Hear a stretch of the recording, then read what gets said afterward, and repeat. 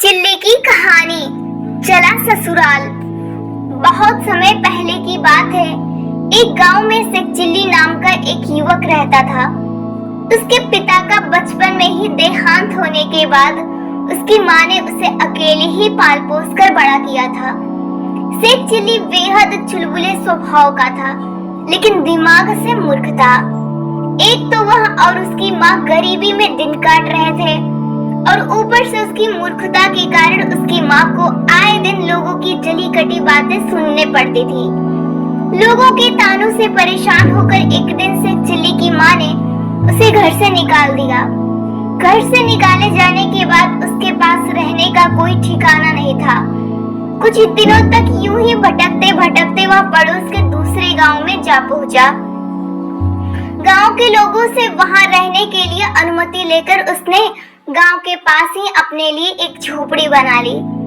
Sheikh chilli का स्वभाव बेहद नटखट व चुलबुला था, इसलिए देखते ही देखते वह गांव वालों से घुल मिल गया। गांव के सभी लोग उसे खूब पसंद करने लगे।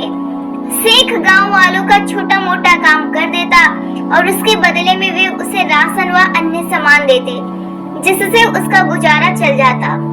शेख चिल्ली बातें बनाने में भी माहिर था, इसीलिए गांव के कुछ लड़के उसके शागिर्द की तरह हमेशा उसके आगे पीछे घूमते रहते थे। उस गांव की मुखिया की एक बेटी थी जो देखने में बेहद सुंदर थी। शेख चिल्ली की बातों और उसकी लोकप्रियता से प्रभावित होकर मुखिया की बेटी उसे पसंद करने लगी थी। अपनी बेटी की इच्छा को देखते हुए मुखिया ने शेख चिल्ली से उसकी शादी करा दी और साथ में संदूक भरकर आभूषण, रुपए व अन्य सामान देकर बेटी को विदा किया। शादी के बाद अपनी पत्नी को लेकर शेख चिल्ली अपने गांव लौट आया और सीधे अपनी माँ से मिलने घर पहुंचा। उसने माँ को पूरी कहानी सुनाते हुए अपनी पत्नी को माँ से मिलवाया और शादी में मिले सारे सामान को उन्हें सौंप दिया। शेख चिल्ली की माँ ने दोनों का घर में खुशी खुशी स्वागत किया, लेकिन मन ही मन वह जानती थी कि शेख कोई काम नहीं जानता और मुखिया की बेटी से उसकी शादी किस्मत से हुई है। इसी तरह कई महीने बीत गए और एक दिन शेख चिल्ली की पत्नी अपने मायके वालों से मिलने अपने गांव चली गई। देखते ही देखते उसकी पत्नी को मायके गए हुए 1 साल से अधिक समय बीत गया, लेकिन ना तो वह वापस आई और ना ही कोई संदेश भेजा। शेख चिल्ली को अपनी पत्नी की चिंता सताने लगी थी। ऐसे में उसने अपनी माँ से कहा कि वह अपनी पत्नी को वापस लाना चाहता है। साथ ही उसने कहा कि वह अपने ससुराल जाने का रास्ता भूल गया है।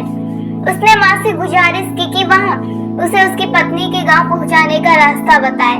उसकी माँ जानती थी कि शेख चिल्ली मूर्ख है, इसलिए उसने उससे कहा कि अगर तू अपनी नाक की सीधे सीध में चलता जाएगा तो अपने ससुराल पहुंच जाएगा और इस दौरान तुझे यहाँ वहाँ नहीं मुड़ना है।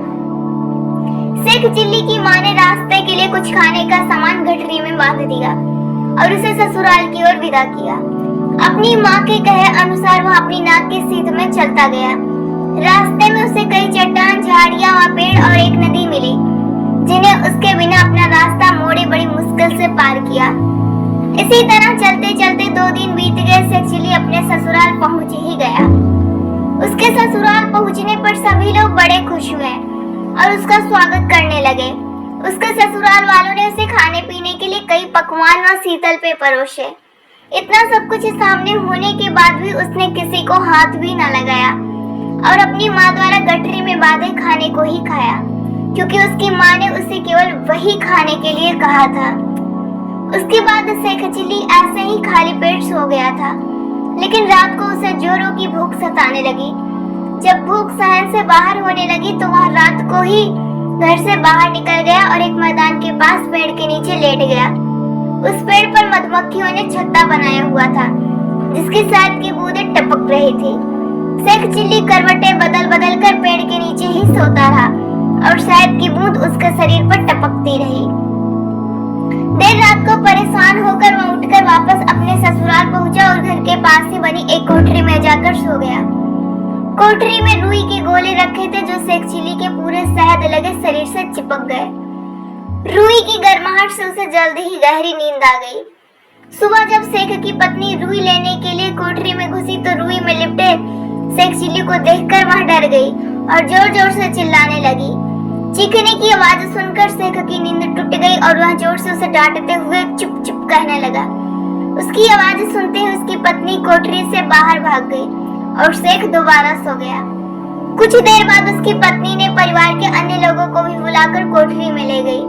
कोठरी में रूई में लिपटा शेख चिल्ली बेहद डरावना लग रहा था। घर वालों ने एकजुट होकर उससे पूछा कि वह कौन है, तो शेख चिल्ली दोबारा जोर जोर से चुप चुप चिल्लाने लगा। घर वाले को लगा कि वह कोई भूत है और सभी वहां से दुम दबाकर भाग निकले।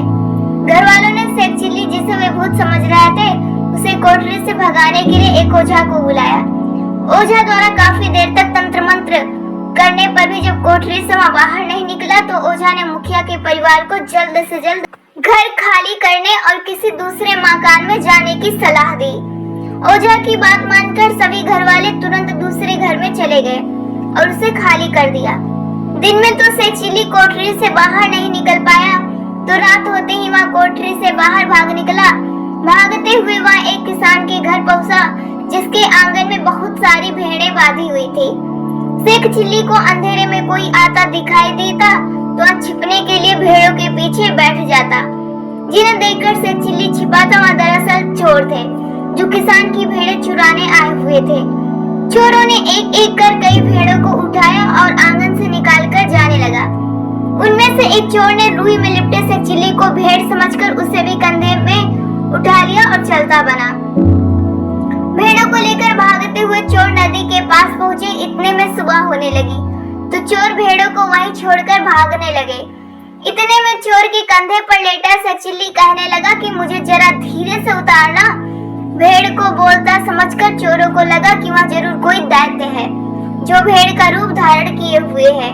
चोर डर के मारे शेख चिल्ली को नदी में फेंक कर वहां से भाग गए। नदी के पानी से शेख चिल्ली के शरीर पर चिपकी हुई रुई और शहद पूरी तरह से धुल गया।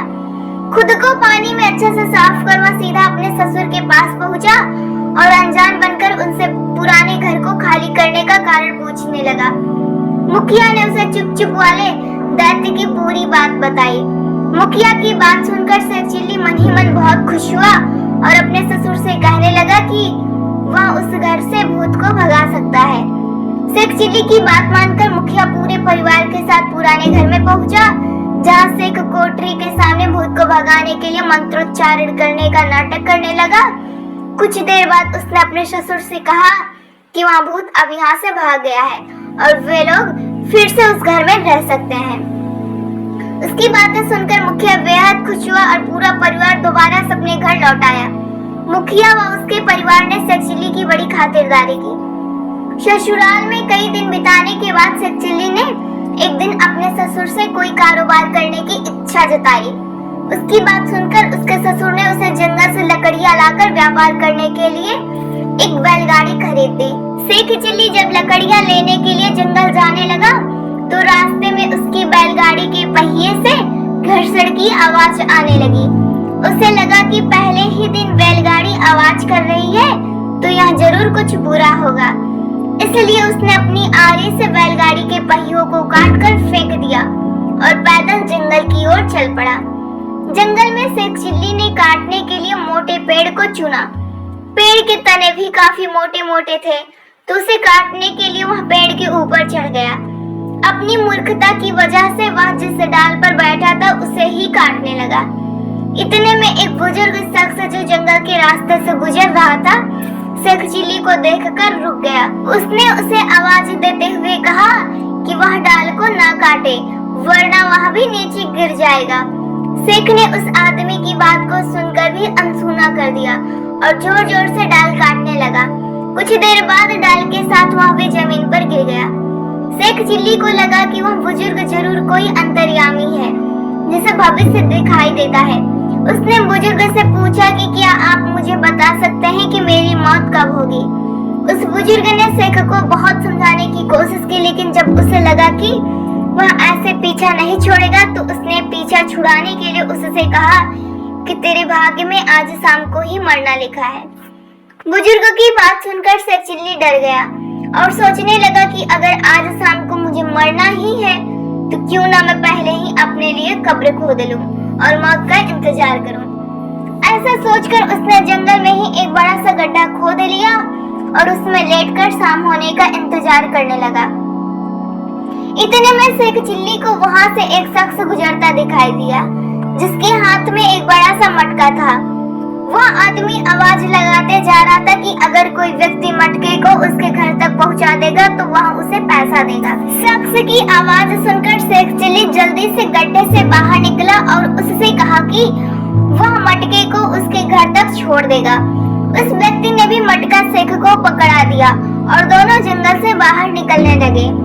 मटके को सिर पर उठाए शेख चिल्ली सोचने लगा कि इस मटके को शख्स के घर पहुंचाने के बाद अगर उसे एक पैसा भी मिलता है तो वह उससे एक अंडा खरीदेगा।